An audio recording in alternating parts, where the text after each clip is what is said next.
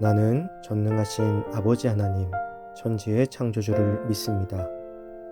나는 그의 유일하신 아들, 우리 주 예수 그리스도를 믿습니다. 그는 성령으로 잉태되어 동정녀 마리아에게서 나시고 본디오 빌라도에게 고난을 받아 십자가에 못 박혀 죽으시고 장사된 지 사흘 만에 죽은 자 가운데서 다시 살아나셨으며 하늘에 오르시어 전능하신 아버지 하나님 우편에 앉아 계시다가 거기로부터 살아있는 자와 죽은 자를 심판하러 오십니다. 나는 성령을 믿으며 거룩한 공교회와 성도의 교제와 죄를 용서받는 것과 몸의 부활과 영생을 믿습니다. 아멘.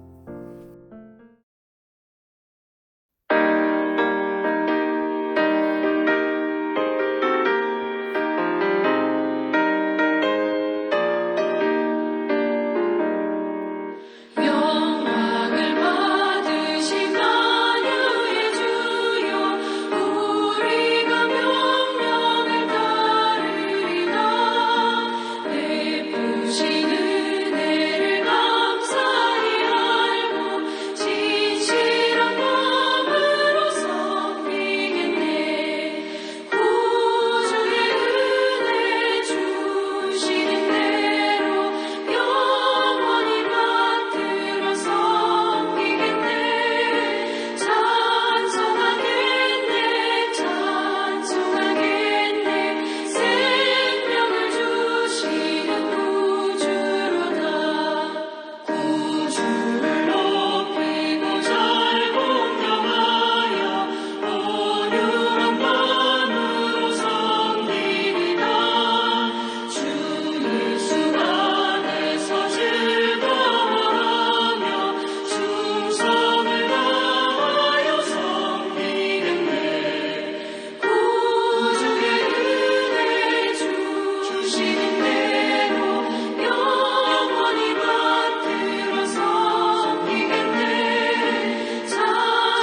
찬송하겠네. 찬송하겠네. 생명을 주시는 구주로다.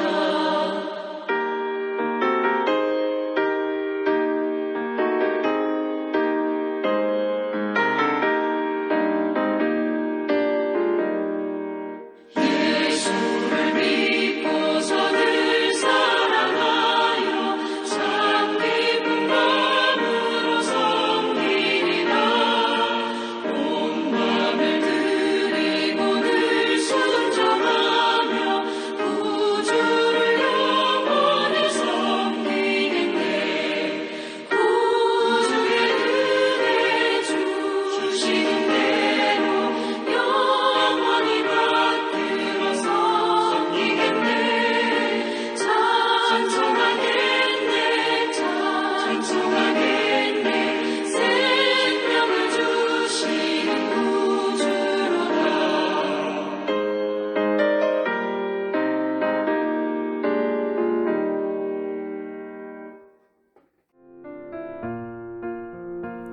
오늘 하나님께서 우리에게 주신 말씀은 고린도 후서 8장 16절에서 24절입니다. 너희를 위하여 간절함을 디도의 마음에도 주시는 하나님께 감사하노니 그가 권함을 받고 더욱 간절함으로 자원하여 너희에게 나아갔고 또 그와 함께 그 형제를 보내었으니 이 사람은 복음으로써 모든 교회에서 칭찬을 받는 자요 이뿐 아니라 그는 동일한 주의 영광과 우리의 원을 나타내기 위하여 여러 교회의 택함을 받아 우리가 맡은 은혜의 일로 우리와 동행하는 자라.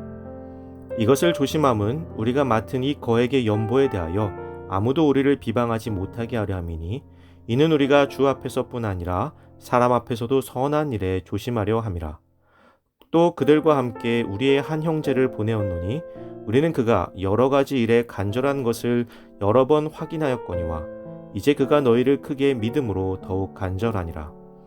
디도로 말하면 나의 동료요 너희를 위한 나의 동역자요 우리 형제들로 말하면 여러 교회의 사자들이요 그리스도의 영광이니라.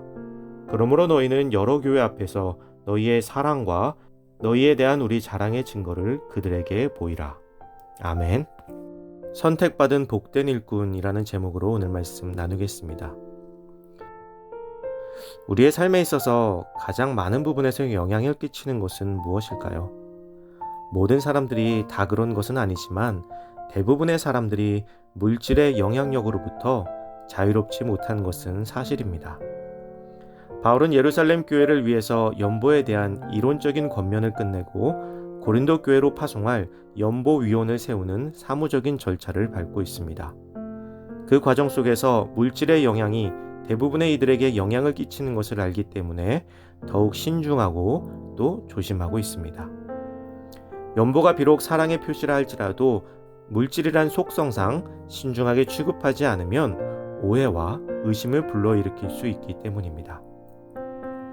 요즘 사회적 이슈로 시끄러운 문제 가운데 하나도 기부한 물질에 대한 사용처와 사용 방법에 대해서 서로 의견이 달라서 갑론을박을 하고 있는 상황이죠. 바울의 경우에도 이미 고린도 교회 교인들에게 연보를 착복하였다는 비난을 받은 적이 있기 때문에 더욱 신중하게 연보위원들을 선출하고 파견하였습니다. 바울의 세심한 배려는 그의 신중함과 복음을 품은 자의 조심성을 보여줍니다. 이는 선한 사역에 참여하는 우리 모두가 배우고 갖추어야 할 기본적인 소양이기도 합니다.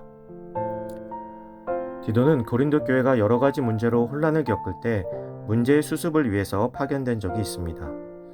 디도는 바울의 동역자로서 특히 고린도 교회 문제에 적극적으로 나섰던 사람입니다.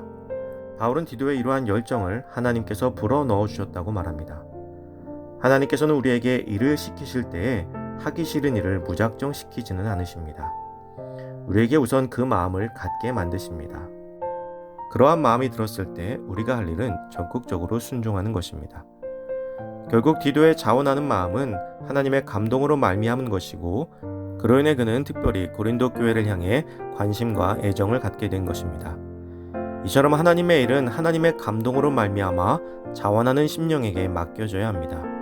나의 영광이 아닌 하나님께서 주시는 마음으로 헌신할 때 온전히 하나님께 감사할 수 있으며 기쁨으로 그 일을 감당할 수 있기 때문입니다. 바울은 이어서 디도를 도와 함께 일할 두 사람을 더 선택하였습니다. 이 과정을 보면 하나님의 일을 위해 사람을 선택하는 일이 얼마나 중요한지 알 수 있습니다. 먼저 두 사람은 여러 교회의 추천과 투표로 선택되었습니다. 택함받은 자들이 구체적으로 누구인지는 나와 있지 않으나 교회에서 칭찬받는 자들이었다고 되어 있습니다. 특히 바울은 그들의 열정을 여러 번 확인하였습니다.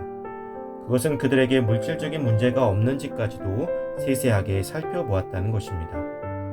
교회에서 물질을 다루는 자를 세우는 일은 정말로 중요합니다. 이것이 제대로 되어 있지 않는다면 교회는 한두 사람의 독단적인 결정으로 물질이 사용되게 되고 결국 이것은 교회의 큰 시험거리가 되기 때문입니다. 또한 이렇게 신중하게 세워도 문제가 되는 경우가 있습니다. 어느 선교지에서 생긴 일입니다. 10년이 넘는 시간 동안 교회에서 헌신하고 선교사님의 수족과 같이 선교의 일에 헌신을 다하였던 분이 있었습니다. 선교사님은 이분을 믿고 교회의 일정 부분의 재정을 맡기게 되었습니다. 그런데 어느 날부터 이분이 나타나질 않았습니다. 물질의 유혹 앞에서 스스로 무너지고 만 것이죠. 다행히 선교사님이 지혜롭게 문제를 해결하여 교회에 큰 어려움이 되지는 않았으나 자칫하면 큰 시험이 될 뻔한 일이었습니다. 물질의 유혹 앞에서는 준비된 사람도 흔들리기 쉽습니다. 그래서 바울은 한 사람이 아닌 여러 사람이 이것을 함께 감당하도록 한 것입니다. 성도는 하나님과 사람 앞에서 귀중히 여김을 받는 존재입니다. 그러므로 사람들에게 어떻게 보이든지 하나님 앞에서만 온전하면 그만이라는 생각은 위험합니다. 하나님의 일을 한다고 하면서 사람들에게 지탄을 받는다면 오히려 하나님을 욕되게 하는 일이 아닐 수 없습니다. 하나님의 일을 맡은 자는 복음의 빛을 가리지 않도록 항시 조심해야 됩니다. 먼저 솔선수범하되 사람들에게 상처를 주지 말고 모범이 되어야 할 것입니다. 또한 하나님의 일을 여러 사람이 인정하는 가운데 수행하여 하나님께 영광을 돌려야 합니다. 사랑하는 성도 여러분, 여러분은 교회의 일꾼으로 부름을 받았습니다. 그 일이 어떠한 일이든지 간에 하나님께 영광을 돌리는 것이 우선시 되어야 하며 나로 인해 교회와 다른 이들이 시험에 들지 않도록 겸손과 정직, 신실함을 지켜 나가야 할 것입니다. 하나님께서 나에게 주신 역할들로 인해서 온전히 하나님께 영광이 되는 주님의 복된 일꾼이 되시기를 주님의 이름으로 축원합니다. 이 시간 주어진 기도 제목을 놓고 기도하고 또 각자의 기도 제목을 가지고 기도하도록 하겠습니다.